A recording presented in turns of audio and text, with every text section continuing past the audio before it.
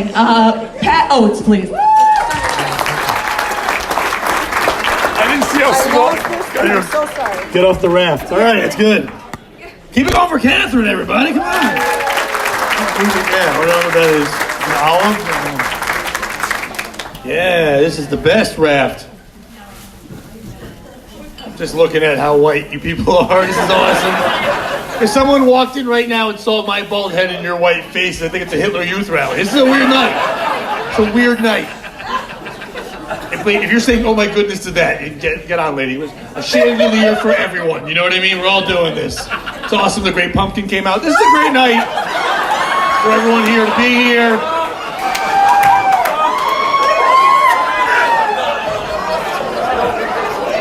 As I stand here on the raft that Ilian Gonzalez came over on, this is amazing. This will be a fun night. You guys seem fun, seem like good people. Once again, keep it going for Catherine. She's amazing. She fucked a stool for you. Did you give her $1, sir? You should have given her $1.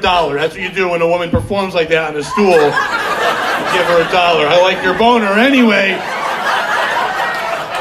I didn't know doctors could work that way. That's a good time. But this is fun.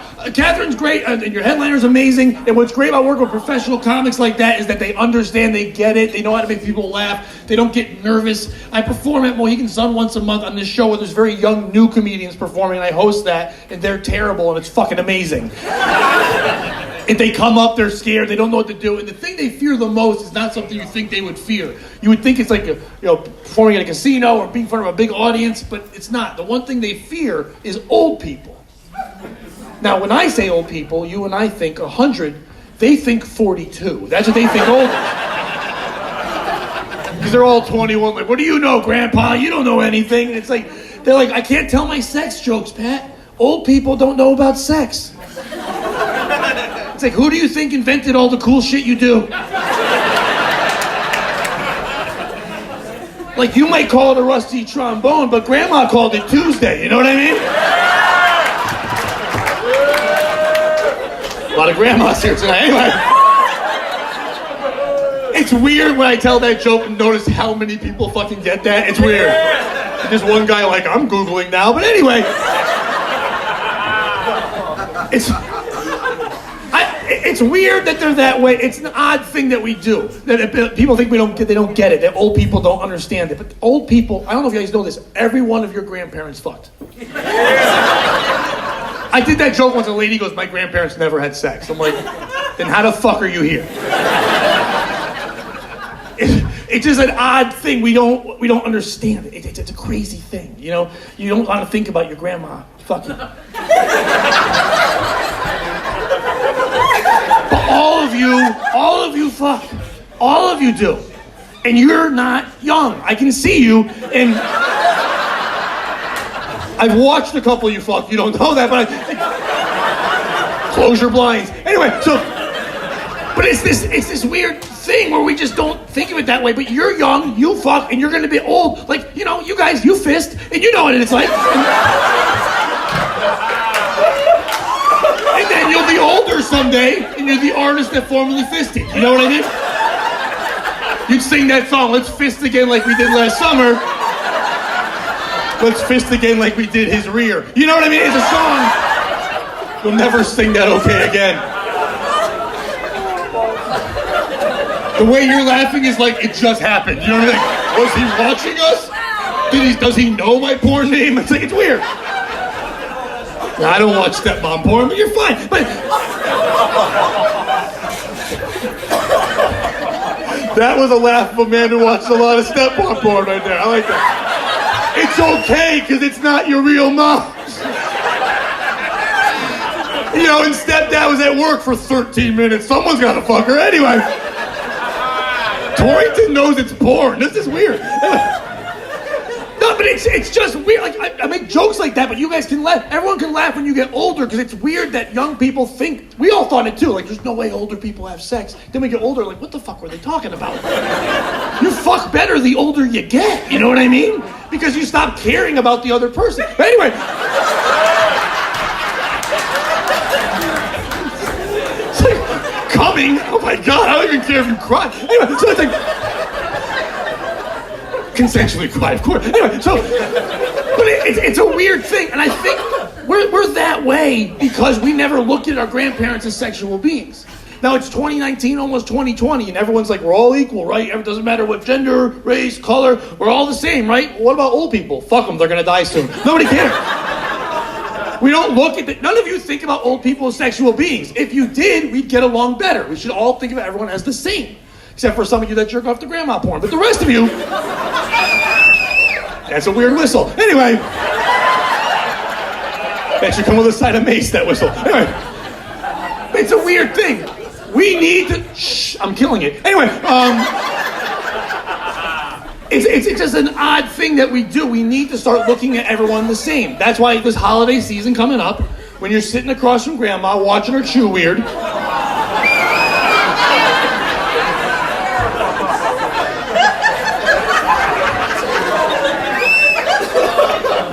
just think about all the men she's gone down in her life, you know what I mean? Oh, how do you think you got here? A handshake and a smile? Nana was the giver, you know? Why do you think she had those little mints in her purse? Anyway, those mints were not for you. They were not for you. See, you guys were up front and you couldn't see that. When I told that last line, you could watch all the memories get ruined right in their face. Kind of the same way Grandma's face got ruined. Anyway. Was that the line? Nope. I get it. The groaning, all the upset, I understand it.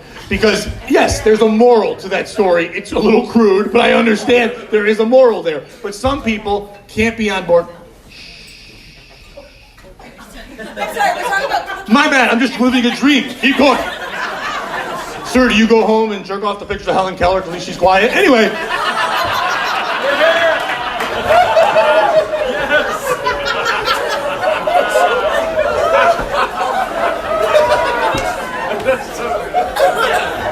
You can take that one home, sir, whatever you need. It's gonna be weird when you're at the store doing it. It's okay when I'm on stage. And you're just at Big Y like, hey, you know what, Helen Keller? It's like, dude, just buy your shit. Anyway. No, but it's a weird... Shut the fuck up. I'm the pretty princess. Shh. Some asshole's doing a chant that says asshole.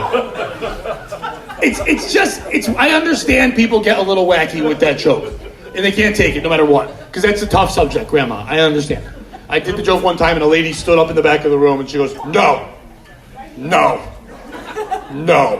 I was like, your grandma sucks dick. And she goes, she never ever did. Not a day in her life. And I was like, was your grandpa a happy fellow? She goes, he smiled every day. I'm like, well, then she sucked a lot of dick. And Grandpa probably sucked a couple dicks too, you know what I mean? Not because he was gay, that's how they traded for land back then, you know what I mean? You have any sheep? Well, then open your mouth, Papa. Like, that's how shit happened.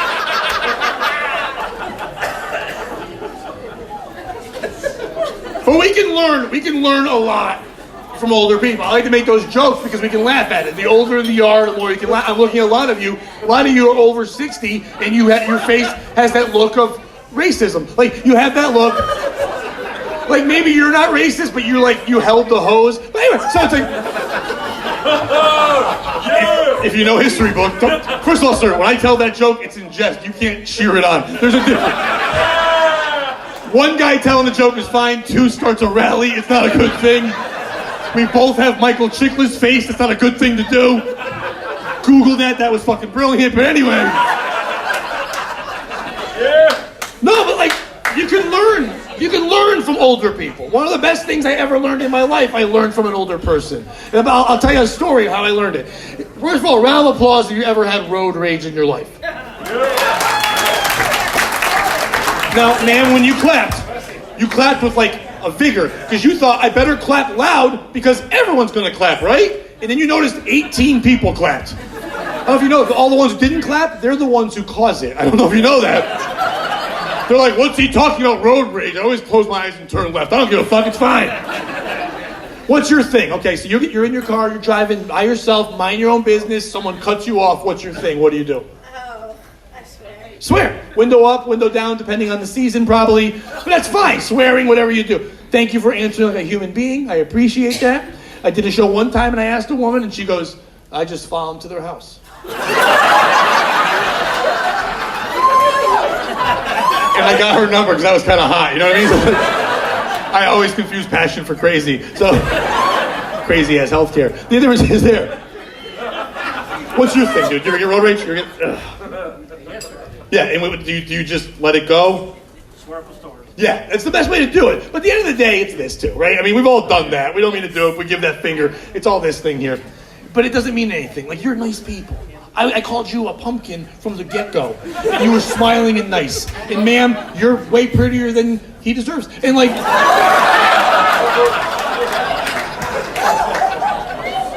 So you obviously both got wonderful hearts. And I'm giving you both the finger right here, and you're both laughing and clapping because it doesn't mean anything anymore. The middle finger has lost all its meaning. If I did this to this couple here, if I did this to you, ma'am, 30 years ago, him and I would be fisticuff Jones. We'd have to fight. And now he does the middle finger behind you like we do a middle finger Eiffel Tower right over your head. It doesn't matter. Some of you aren't familiar with the Eiffel Tower, but you know there was a trombone. Anyway, didn't make this way south, you know. So, but it's a weird thing. It's lost all its meaning. It doesn't mean anything, but no one cares. Go on YouTube. There's a baby doing it. It's 1 million views. And people are like, oh, like nobody cares. I saw a woman get cut off and do something that was so much better than the middle finger. I've just been passing it on. I hope it catches on. Now this lady, when I say old, I mean like she was like the first. Like, have you ever seen somebody so old in their car you don't see them in the car? You know what I mean? It's just like the car's moving, you don't see anything but a Brillo pad. I was like, is a drone controlling it? How is this moving? And she was driving 4 to 5 miles an hour on one of those back roads that we have here all over New England. You know what I mean? Those back roads that have 2 lanes and they're fine, but for no reason or explanation whatsoever, become 1 lane for 13 seconds and then boom, 13 fucking 2 lanes again.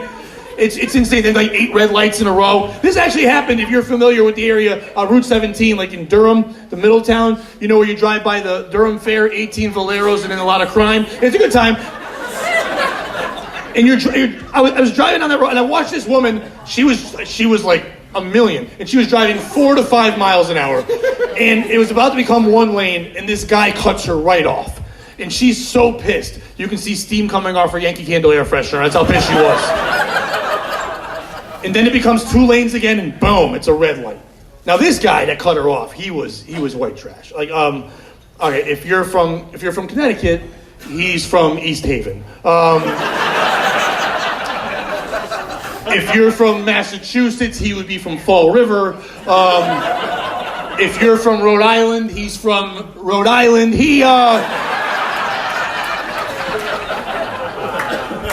was driving a Camaro with his own face spray painted on the front of it.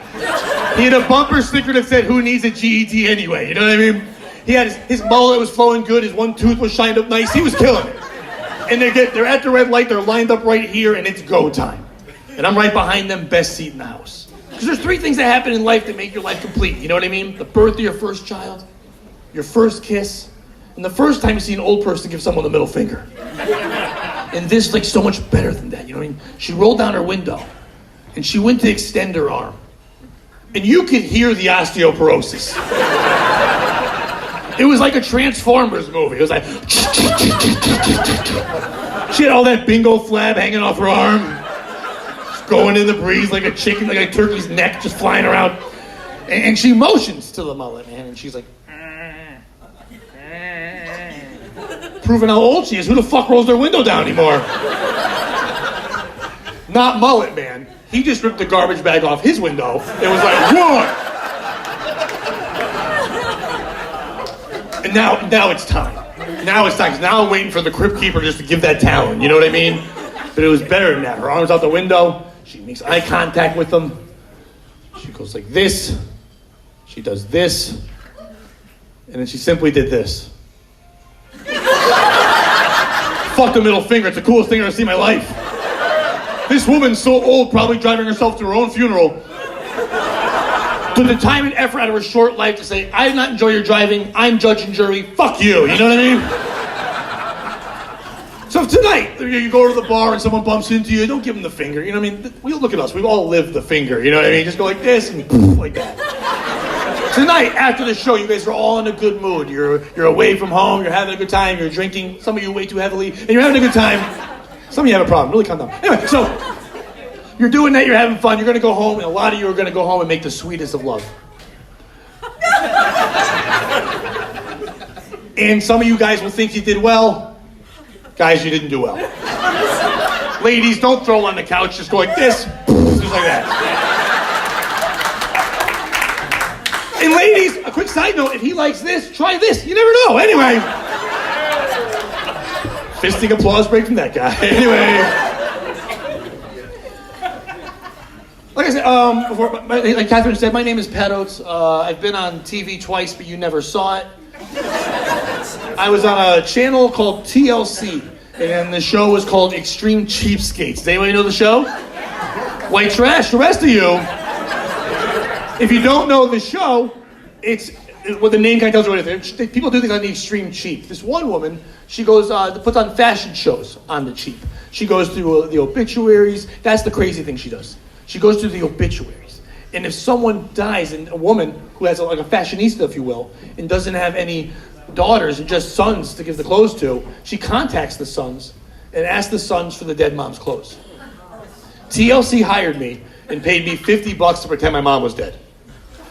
I would have done it for less. But no, this is a real thing. You go on YouTube and you can Google it. It's got over 3 million views and a lot of comments. Really mad at that lady, and they all really love me. It's fantastic. They rented a bed and breakfast in the Yale area of New Haven, Connecticut, and they pretended it was my home. And the car follows this woman up. She comes up to the door. She gives her whole spiel.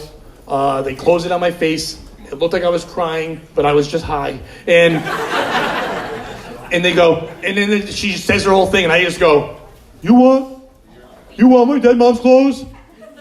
Ease Talk Soup grabbed that clip. And for an entire week, every time a Kardashian did something dumb, my face would pop up and go, You want my dead mom's clothes? So that's 2 TV credits I'm proud of, ladies and gentlemen. It deserves more.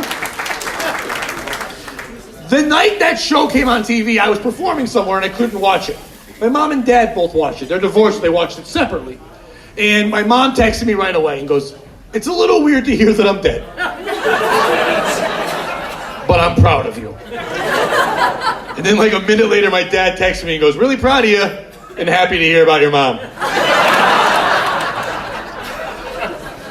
I do take after them in one way. I'm also divorced. Any divorced people here? Round of applause, divorced people. No. You'll never hear a prouder clap than the 13 claps you just heard. Most comics will come up here and ask you who's married, but I don't want to watch sad people clap. Anyway,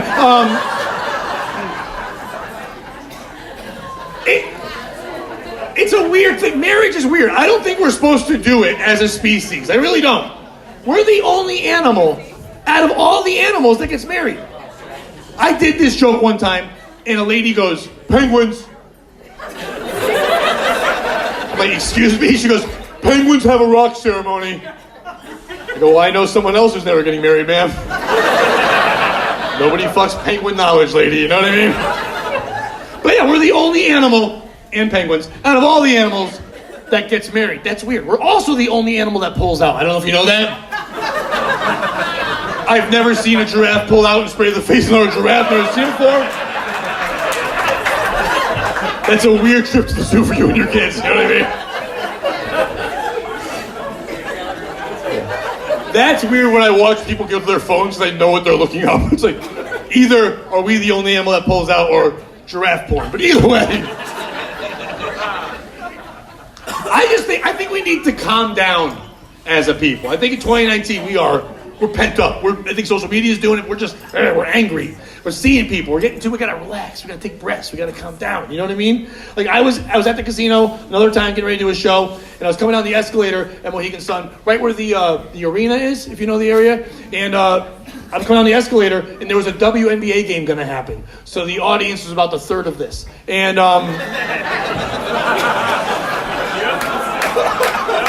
really? Are any of you at the game? Shut the fuck up.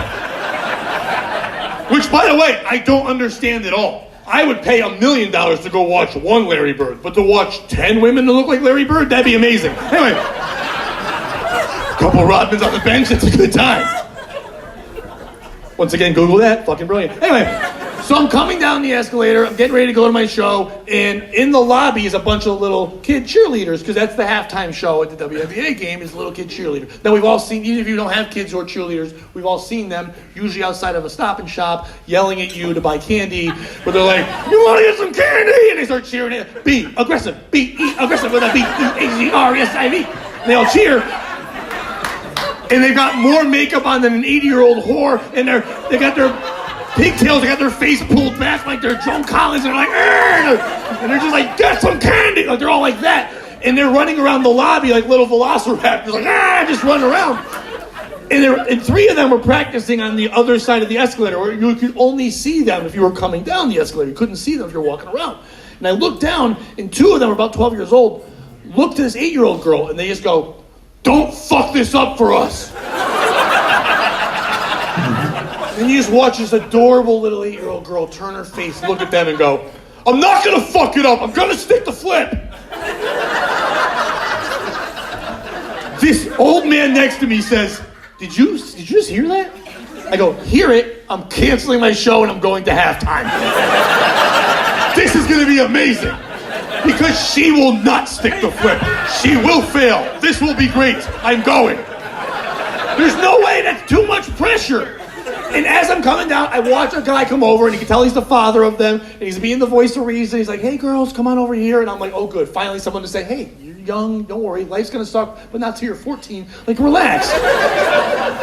And he calls them in, he huddles them up and goes, don't fuck this up for us.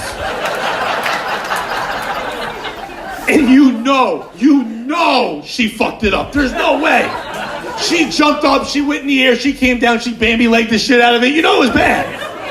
And even if she didn't, if she stuck the landing, the 2 12-year-old killer twins, there was no way they were going to let that go. They'd be running out there and they would have Tanya Harding the shit out of her. You know what I mean?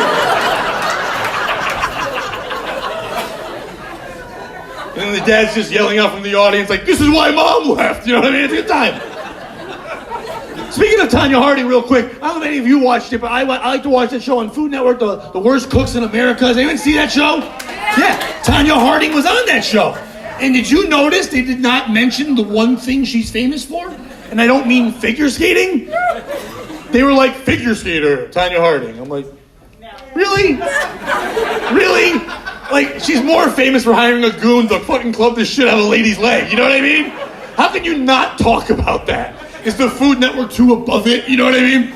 But it's weird. That's almost like if they were like, here's who else is on the show. We have actor O.J. Simpson. And next week, artist Hitler. Like, that wouldn't happen. You know, it's like somebody like, easy with Hitler. Calm down. All right. And by the way, I apologize. Now, you've been quiet. I'm sorry that I did the Helen Keller thing. But I also appreciate this audience got that joke. A lot of times, I did a show, the first time I ever said that, I was at a show, and a woman was sitting, like, you're sitting up front, and you're a nice man. You look like you've got some bodies in the trunk, but you seem like a nice man. But you're sitting there, and you're being wonderful, no one's really being mean, or you're not talking, a couple pieces of shit in the back, but most are, you guys aren't talking. And you're being wonderful. And I did a show one time, and a lady was sitting where you were, but she did not have people around her. She was alone, but she was talking, just out loud, to no one. And I was like, hey, can you shut the fuck up? And she goes, nope, and just kept talking. And then that's why I hit her with the old Helen Keller, you know what I mean? And I was like, you know, is your husband at home jerking off pictures of Helen Keller? Because at least she's quiet. And then she, like you, learned her fucking lesson. And quieted down. But also, like you, she laughed. Because she's like, oh, it's a comedy show. We're having fun. He's not really being mean. But then another woman in the back of the room stood up and got mad. And said, how dare you? How dare you? Do you know what the Nazis did to Helen Keller? I was like, no. I didn't read that part of the book, I guess. And I went, wait, do you mean Anne Frank? And she goes, oh yeah, I mean Anne Frank. I'm like, that's two different white ladies. What are you talking about? And another woman goes, same thing. I'm like, not fucking same thing. This is why we're stupid. Not the same thing at all. And it's easy to tell them apart. Just remember, there's probably a lot of teachers here, just teach your kids this. Anne could hide, Helen could not seek. That's the difference.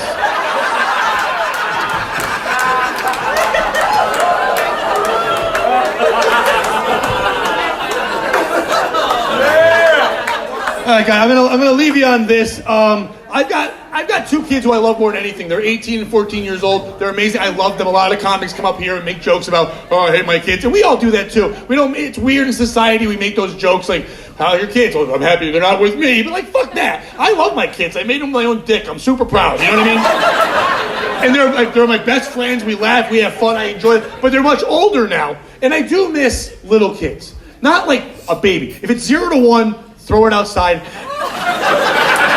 If it makes it after a year, like 300, let it back in and you're fine. But I raise my kids in one lesson. Swear. Swear all the time. And not to be rude or anything like that, because I don't think you should ever put power on words. You put power on words, then words have power. And I don't want my kids to ever be afraid to speak to me. And if they're afraid of a word, then they're afraid to talk to me. And if you ever heard a 3-year-old say motherfucker, it's adorable. So I help my sister. My sister has 2 girls who are 4 and 3 years old. And I help raise them in the same way. She's a single mom, and I help raise them in the same way. And they're wonderful. My 4-year-old niece, Savannah, she's adorable. She's got red curly hair. She's incredible. And she acts like an 80-year-old gay queen man whenever she walks into a room. But she has confidence and pride, and she doesn't take no for an answer. And my 3-year-old niece, Avery, she's my spirit animal. Because she did something in life one time that defines who I am. And she's just amazing. I was watching them during the day, and Savannah came in the room and goes, hello, Pat. I would like lunch. And I go, what do you want for lunch, Savannah? She goes, I would like spaghetti. And just sits down and fucking waits for spaghetti. I was like, all right, Uncle Pat's Diner's open. Let's do this shit. You know what I mean? The 3-year-old Avery doesn't talk much. She just walked into the kitchen, opened the fridge, pulled out a bag of cold shredded Vermont cheddar cheese, and just went, this. And I was like, fuck yeah, this. You can have all of this you want. Because I have to change her diaper later, and cheese is binding. I don't know if you know that. It's basically spackle for the asshole, you know what I mean? So I'm like, you have all the cheese you want. And they're sitting there, they got spaghetti, they got cheese, they're having a good time. Now they have these little kid spoons, their names written on the handle, and I thought that'd be cool, so I give it to him, and the 4-year-old's like, Pat, I want a big people spoon. I'm like, well, here's a fucking ladle, I don't give a shit, do whatever you want. And then the 3-year-old chimes in and goes, big poon, Pat, big poon. I was like, first of all, who told you my nickname in prison? Who told you? But yeah, big poons all around, dropping ladles like they're hot, let's do this, you know? And they're having the time of their lives. The 4-year-old's eating spaghetti with a fucking ladle. Her face looks like a Picasso painting. The 3-year-old is standing up on the table, fistful of cheese in one hand, ladle in the other hand, never using the ladle, fistful of cheese here, Statue of Liberty here, shit-eating grin right here. I'm killing it as an uncle, you know what I mean? But then, out of nowhere, she's sitting there. Holy shit, I just mind. I haven't told that joke in a year, and I just blanked out on the punchline of the joke. I will admit that right now. Boom, got it. I was thinking about you guys fucking. Anyway. The 4-year-old turns to her sister and goes, Avery, use your spoon. And for the first time in Avery's life, she spoke as clear as hell. She looked right at her sister and went, fuck you! That's my spirit, you know what I'm saying? I'm just a white girl trying to get her cheese on, that's all I'm doing. Guys, you've been amazing, except for you. You've been terrible. But thank you so much. My name's Pat Oates. Enjoy the rest of the show. I can't believe it. Oh my God. Pat Oates, everybody. Oh my God, that was hilarious. I was mind blank. Yeah.